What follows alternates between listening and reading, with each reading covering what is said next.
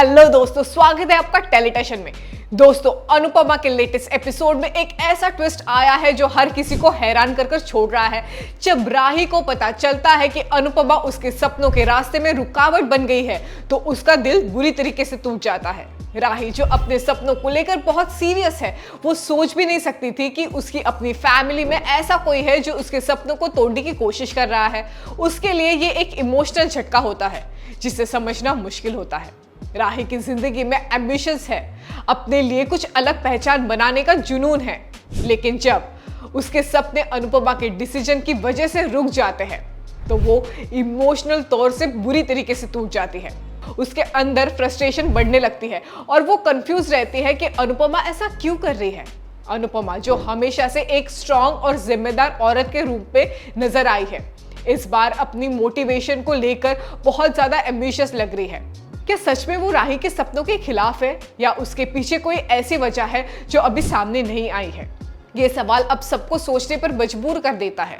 अनुपमा के इस unexpected behaviour की कहानी में एक नए इमोशनल एंगल आता है जो हर व्यूअर को एंगेज कर रहा है।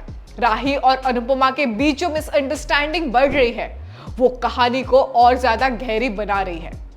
राही का दर्द और फ्रस्ट्रेशन दिखाता है कि वो अपनी जिंदगी में कितनी आगे बढ़ना चाहती है, लेकिन जब अपनी ही फैमिली के लोग आपके सपनों के रास्ते में खड़े होते हैं तो आपके जज्बात पे बहुत बुरा असर पड़ता है।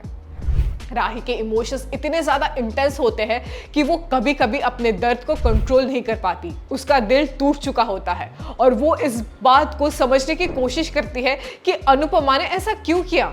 शायद अनुपमा के पीछे कोई वजह है जो वो खुद नहीं समझ पा रही है, या वो राही की भलाई चाहती है।